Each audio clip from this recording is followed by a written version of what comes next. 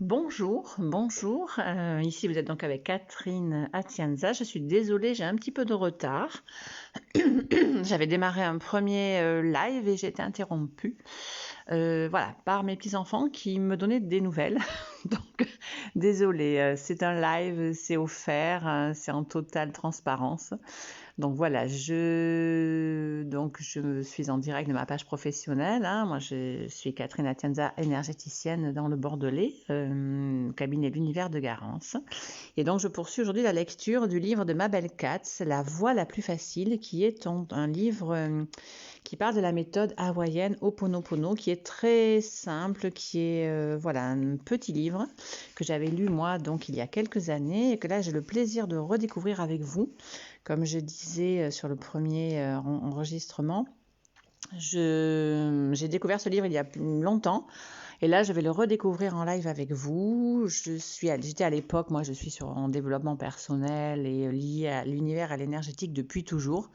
Et j'ai choisi de changer totalement de vie il y a 3 ans et d'ouvrir un cabinet de soins énergétiques. Et donc, ça fait partie de ma vie maintenant, mais à chaque instant dans tous les domaines de ma vie. Donc, poursuite de cette lecture, je précise ici, je le rappelle, que je suis amenée à faire des déblayages énergétiques si vraiment ça m'est envoyé au niveau de mes guides, qui seront adressés à tous. Donc, dans ce cas-là, je le précise, j'arrête, voilà, je fais le déblayage et je précise que c'est reprise de de la lecture du livre. Donc, poursuite, reprise, page 54, dans le chapitre numéro 3, pardon, qui se prénomme La foi. Alors, je vais vous demander en même temps, on va faire un petit exercice avant de redémarrer la lecture. Je vais vous demander de baisser vos barrières et je vais baisser aussi mes barrières. On baisse, on baisse, on baisse, on baisse, on baisse toutes les barrières. Moi, les barrières se sont élevées d'un coup, pardon, suite à ce départ d'enregistrement qui a été stoppé. Donc on baisse, on baisse, on baisse, on baisse toutes nos barrières sur les côtés, devant, derrière. Et on les baisse, on les baisse, on les baisse, on laisse les barrières s'enfoncer dans la terre. Et maintenant, je vais vous demander de venir baisser vos barrières qui sont à l'intérieur de vous. On baisse, on baisse, on baisse, on baisse, on baisse les barrières. On respire et on souffle pour éliminer toute la tension, toute la contrariété, tout le stress. Donc, départ de la lecture. Durant la majeure partie de ma vie, je n'ai pas cru en Dieu. Pour moi, Dieu n'existait pas. J'ai grandi en pensant que c'était moi seule qui avait remporté tout ce que j'avais dans la vie et que tout ce que je possédais, je le devais à mon travail, à mon dévouement et à mes efforts personnels. Les juifs sont très traditionnalistes et moi, en tant que bonne juive, je respectais les traditions mais je ne croyais pas en Dieu. Lorsqu'enfin je m'éveillai, je découvris en moi un monde nouveau que j'ignorais complètement. Peu de temps après, je dis un jour à mon fils aîné, Jonathan, « La vie peut être facile ». Il me regarda totalement déconcerté et déclara, « Ce n'est pas ce que tu me disais avant ». Ce à quoi je répondis, « Je le sais, mais maintenant je pense différemment. En ce moment, je n'ai pas le moindre doute en moi, mais cette sécurité que l'on peut exprimer par des mots, je l'ai trouvée dans mon cœur. Nous pouvons tous la trouver, car nous la portons en nous. En tant que bonne comptable, je regarde les résultats, j'observe et fais le bilan de ma vie depuis que j'ai commencé à grandir. Même moi, je n'arrive pas à croire que j'ai obtenu tout cela. Certains rencontrent Dieu au temple ou à l'église. D'autres, comme moi, ne le rencontrent pas à cet endroit-là. Un jour, nous nous éveillons, nous commençons à chercher et nous nous rendons compte qu'il n'est même pas nécessaire de nous lever du lit pour le rencontrer. Peu importe la dénomination, peu importe comment nous l'appelons, il ou elle est toujours avec nous. Où que nous allions, il nous accompagne. Nous ne savons ni n'avons la moindre idée de la manière dont Dieu, amour, entre parenthèses, travaille. Et nous ne savons pas non plus ce qu'il peut faire. Nous ne pouvons même pas l'imaginer. Les soi-disant miracles existent vraiment et nous pouvons en faire l'expérience à chaque instant de notre vie si nous arrêtons d'essayer de tout comprendre par le raisonnement. si nous renonçons à nos jugements et à nos opinions, et si nous apprenons à nous laisser porter par le courant de la vie. Je voudrais faire un petit déblayage ici qui m'est envoyé. Est-ce que vous voulez bien tout ce qui ne nous permet pas, tout ce qui ne vous permet pas de justement vous déconnecter de votre mental, de vous dissocier de votre mental, est-ce que vous voulez bien détruire et décréer cela déjà? On détruit, on décrée, on laisse aller cela et on renvoie tout ça, on laisse glisser ça le long de notre corps et on laisse aller ça dans la terre. On donne ça à la terre qui va pouvoir transformer cela. Et tout ce qui ne vous permet pas de vous connecter avec facilité, légèreté, sans questionnement à votre cœur, à ce que vous savez, est-ce que vous percevez, à vos perceptions, je vais dire sensorielles, dans tout le reste de votre corps qui est en dessous de votre tête. Tout ce qui ne vous permet pas de faire ça avec facilité, on détruit, on décrée, on laisse aller et on renvoie ça aux expéditeurs et on laisse aller ce qui pourrait rester à la terre. On renvoie ça à la terre. Je détruis et je décrée. Poursuite de la lecture. Nous devons prendre conscience que nous sommes nous-mêmes l'obstacle le plus important dans nos vies. Nous disons que nous faisons confiance, mais nous ne le faisons pas vraiment. Nous disons que nous remettons nos problèmes entre les mains de Dieu, amour, mais nous continuons à nous cramponner à eux. Quand nous n'arrêtons pas de penser à un sujet, nous angoissant et nous inquiétant, nous indiquons à Dieu, amour, que nous voulons le résoudre seuls, car nous n'avons pas confiance en lui. De ce fait, nous ne recevons pas de réponse et nos prières, puisque nous avons des attentes, restent sans réponse. Nous croyons que nous sommes les détenteurs de la vérité et lorsque nous demandons quelque chose à Dieu, nous le faisons de manière quasi impérative. Nous expliquons ce que nous souhaitons, comment et de quelle couleur et à quelle heure nous le voulons. Cependant, Dieu sait, avant même que nous le lui demandions, il est si proche que nous n'avons pas besoin de crier, il suffit de penser. Dieu nous réserve beaucoup plus que nous l'imaginons. Il n'attend que notre permission pour nous le livrer. Si nous demandons des choses spécifiques comme « Oh mon Dieu, s'il vous plaît, que me parvienne l'argent pour pouvoir voyager en Europe », nous posons des limites à notre sollicitation. Dieu nous octroie ce qui est juste à chaque instant. Dans le cas de l'exemple, il se pourrait que ce qui soit juste ne soit pas d'aller en Europe, mais en Amérique du Sud. Mais à être si entêté à vouloir aller en Europe, l'argent ne vient pas puisque ce que nous demandons n'est pas ce qui est juste. En nous fermant de cette façon, nous n'avons plus la possibilité de recevoir ce qui est juste et parfait à un moment donné. Je vais déblayer encore ici. Tout ce qui ne vous permet pas de vous ouvrir au recevoir et au recevoir de uniquement ce qui est juste pour vous. Est-ce que vous voulez bien détruire et décréer tout ce qui vous en empêche? Merci. On détruit, on décrée, on laisse aller ça au cœur de source de la terre. Reprise de la lecture. Parfois, Dieu dit non, comme le fait un bon parent quand son enfant ne peut mesurer ou se rendre compte du danger ou des conséquences de ce qu'il demande. Pour cette raison, le secret est de demander ce qui est juste et parfait. Et nous ne savons pas ce que c'est. Ensuite, il faut lâcher prise et abandonner toute attente. Au moment précis, nous arrivera ce qui est le plus approprié et parfait. Nous ne savons jamais d'où cela va venir. Pour recevoir la surprise, nous devons la permission, nous devons donner la permission. Je fais encore un déblayage ici, tout ce qui ne vous permet pas en cette période de crise sanitaire, de confinement, de laisser la magie, la possibilité rentrer dans votre vie en ce qui concerne la façon dont peut arriver l'argent. Est-ce que vous voulez bien détruire, décréer tout ce qui vous empêche de vous ouvrir à recevoir l'argent par tout un tas de fuseaux différents, de moyens différents? On détruit, on décrée tout ce qui vous en empêche au jour d'aujourd'hui. Et on laisse aller ça, on renvoie ça au cœur de source pour pouvoir recevoir l'argent, indépendamment, au-delà des limites que nous accordons à ce domaine-là aujourd'hui. Reprise de la lecture. Dieu amour travaille de façon mystérieuse. Si nous le permettons, si nous croyons et avons confiance de tout cœur, tout nous arrivera sans effort. Dieu est le seul qui puisse ouvrir certaines portes et nous rapprocher des personnes susceptibles de pouvoir nous aider et nous épauler au cours de notre chemin. Il nous place dans le lieu juste au moment parfait. Dès que nous arrêtons de tant parler et de toujours demander aux voisins au lieu de nous adresser directement à lui. Le seul fait de penser à Dieu nous élève au-dessus de nos problèmes. Être reconnaissant pour ce que nous avons déjà change aussi automatiquement notre vibration. Il y a toujours une raison de l'être. Les enfants indigo affirment « Si vous imaginez et croyez que quelque chose va arriver, cela arrive. Si vous l'imaginez mais n'y croyez pas, c'est plus difficile.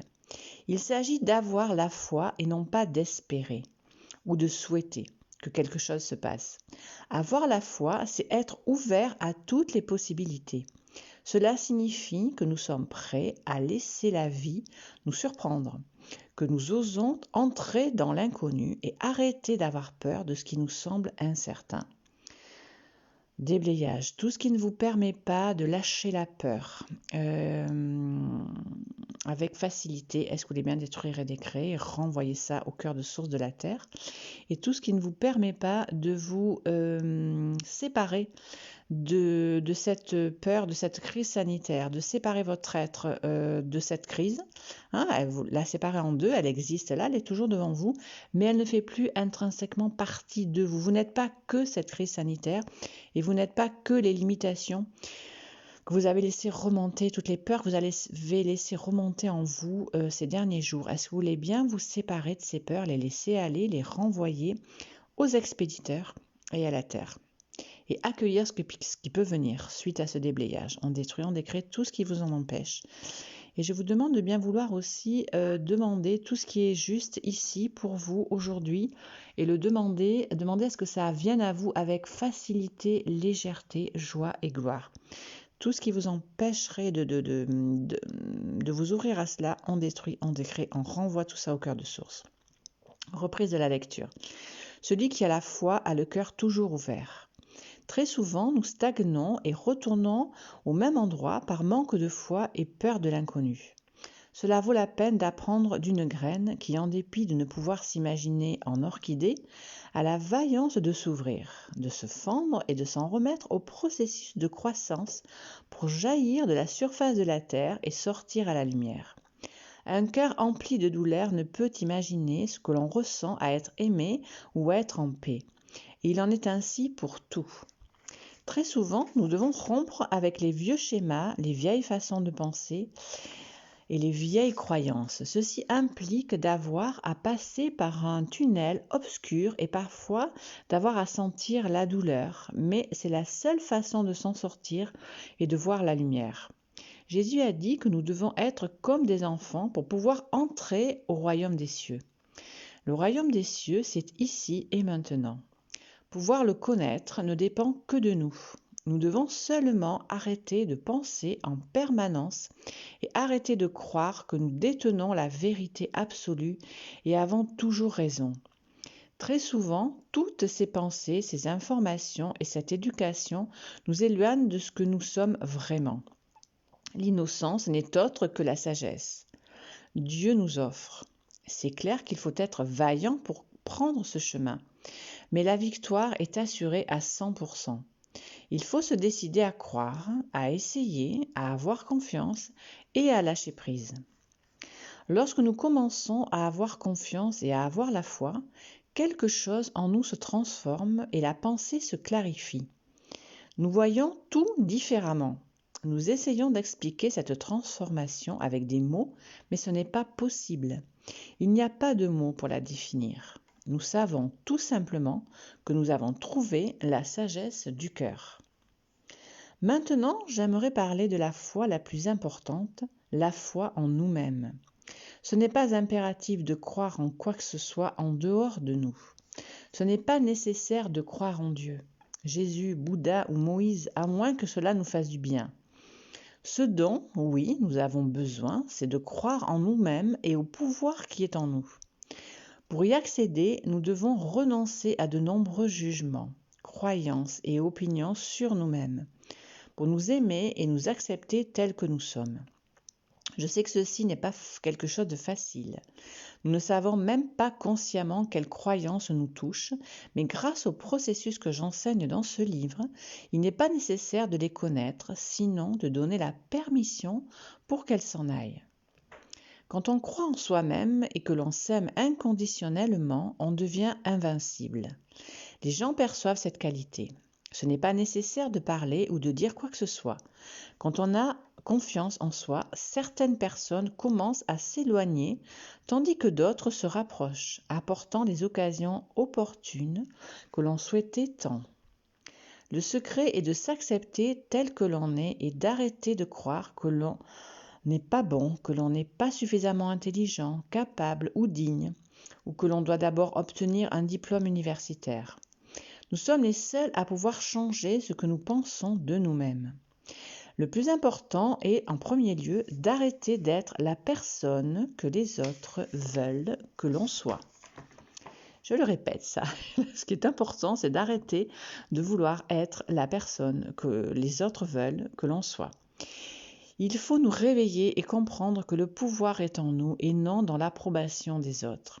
Quand quelqu'un a foi en lui-même, ses talents cachés commencent automatiquement à se développer et il commence à se sentir heureux. La foi a à voir avec la capacité d'aimer et de profiter de la vie. Notre vie se déroule dans notre propre esprit. La guerre est dans notre tête et nous sommes les seuls à pouvoir ramener la paix en nous. Il faut nous souvenir que dans un sens, nous avons toujours raison. Si nous disons que nous pouvons, nous pouvons. Si nous disons que nous ne pouvons pas, c'est ainsi, nous ne pouvons pas. Nous sommes ici pour vivre, profiter de la vie et être heureux. La foi en nous-mêmes nous donne la liberté d'être authentiques. Et cela, à son tour, engendre ce bonheur que nous souhaitons si ardemment. Chapitre 4. L'argent. Malheureusement, une fois que nous avons obtenu les choses matérielles, nous nous rendons compte que le vide est toujours là, qu'il n'a pas de fond. Eckhart Tolle, le pouvoir du moment présent. Lorsque je me séparai de mon mari après 20 ans de mariage, je partis avec ce que je portais sur moi. Je n'emmenais même pas mes enfants. Leur père avait choisi de rester avec eux. J'avais la certitude que je pouvais m'en sortir seule et je me sentais reconnaissante et heureuse d'avoir la possibilité de recommencer. D'autre part, à ce stade de ma vie, j'avais appris que le bonheur n'était pas dans le matériel et que je n'avais pas besoin de possessions.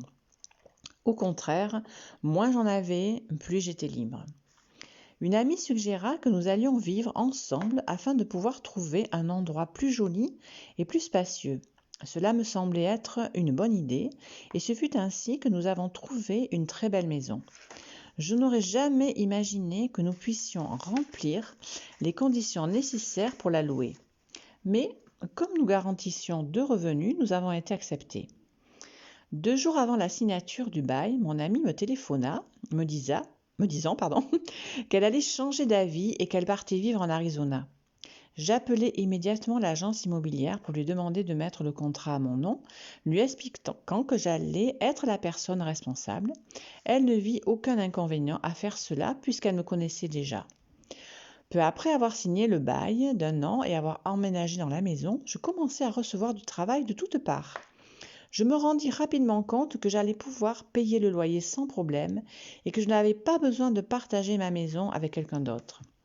8 mois après avoir aménagé, le propriétaire de la maison me téléphona et me dit qu'il souhaitait vendre la propriété.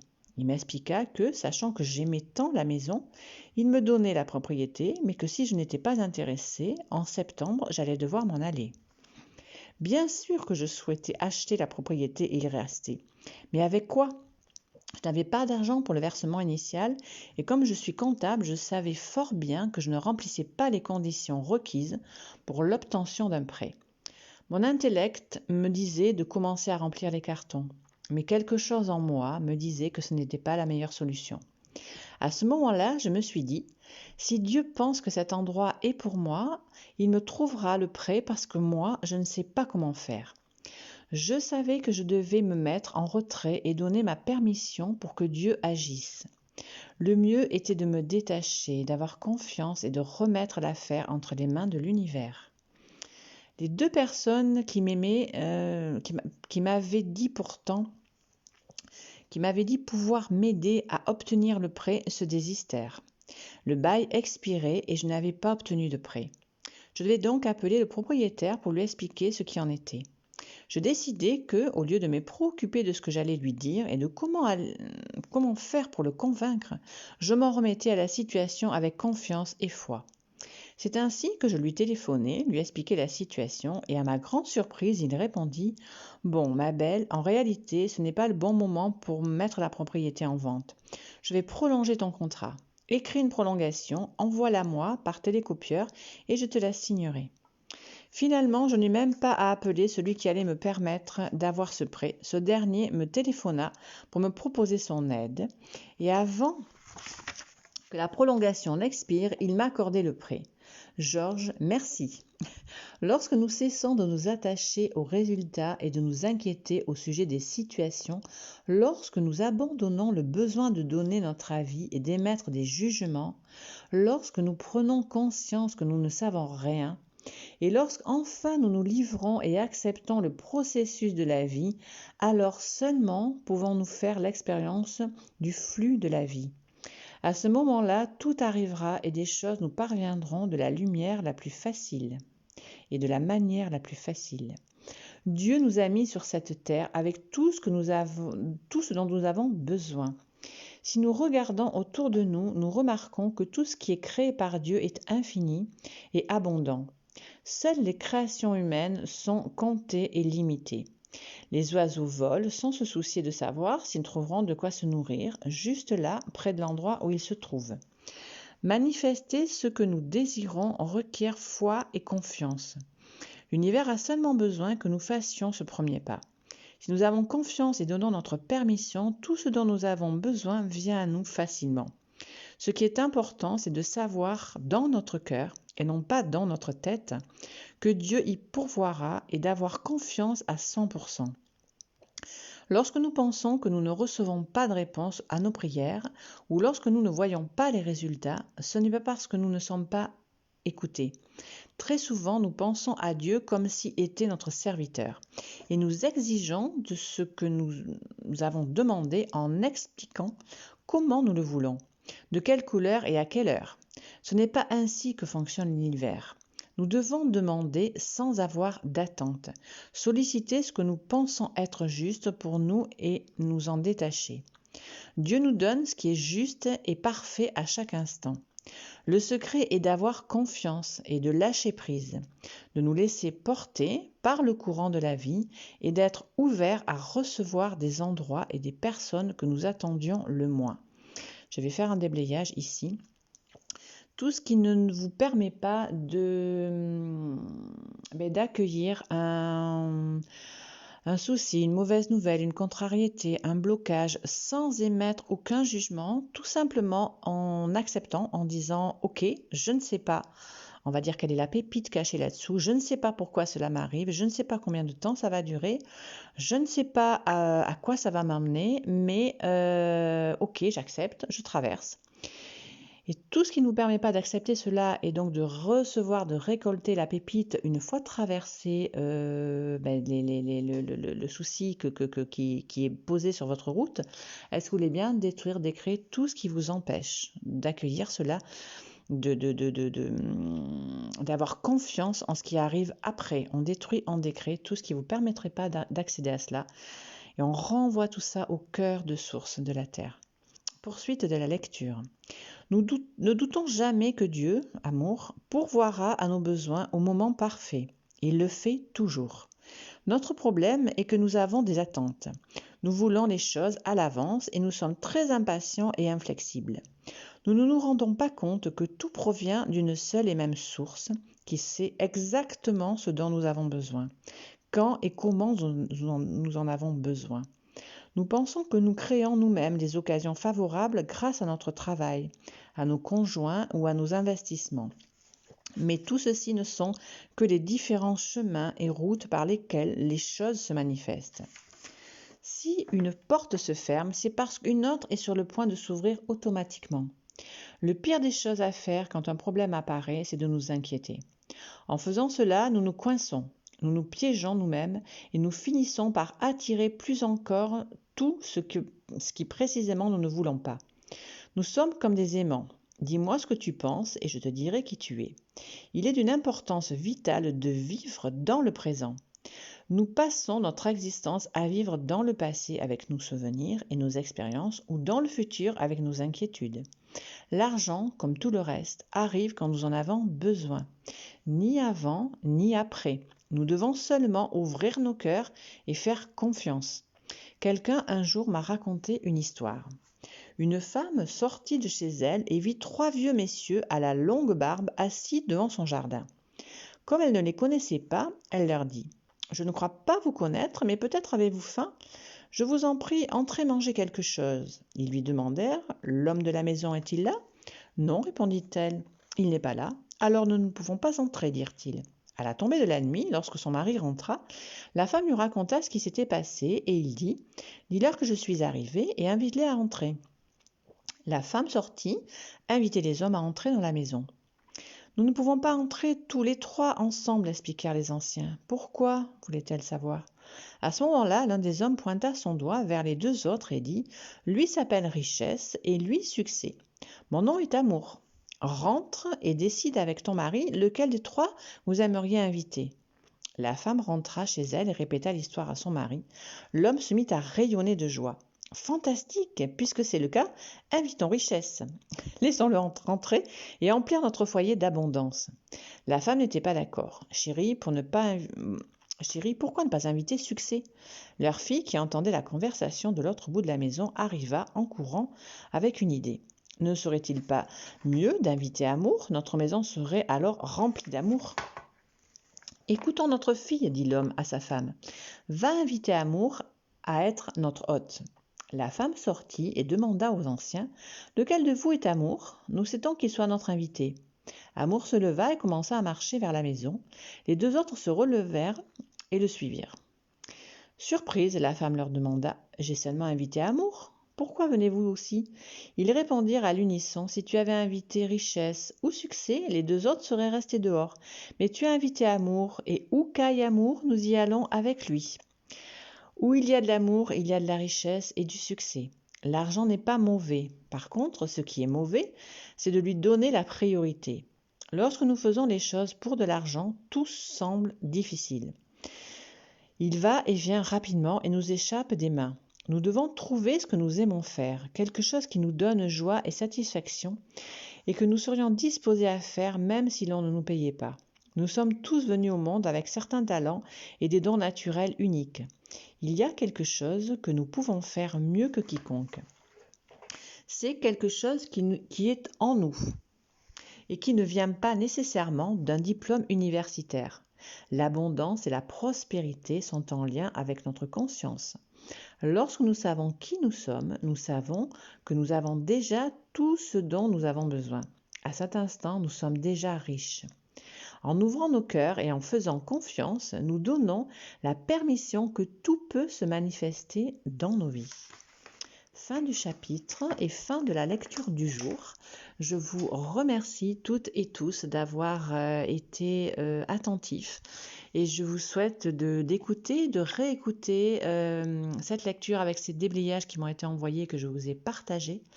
La fin de cette histoire résonne en moi, ayant, comme je vous l'ai dit en début de lecture, changé de vie il y a 3 ans. Et j'ai écouté tous les messages qui m'étaient envoyés depuis longtemps, qui frappaient fort, un petit peu comme ce qui se passe aujourd'hui. Et vraiment, j'ai ouvert mon cœur, j'ai entendu le message et j'ai changé tout dans ma vie.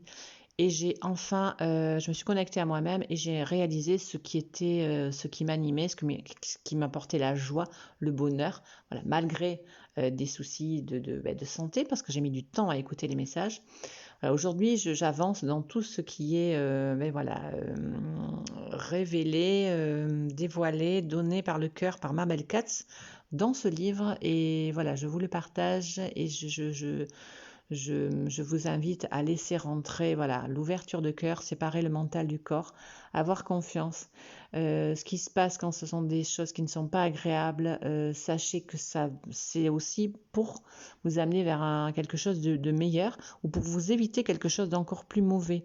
Ayez confiance en ce qui se passe en la vie, hein, en l'univers. Voilà, c'est pas forcément religieux, c'est la vie, c'est la puissance, c'est l'univers, ce sont les énergies et c'est votre vie. Voilà, je vous souhaite une belle journée. Je vous dis, mais rendez-vous vendredi 14 heures pour la suite, la poursuite de cette lecture. Belle journée à vous tous. Au revoir.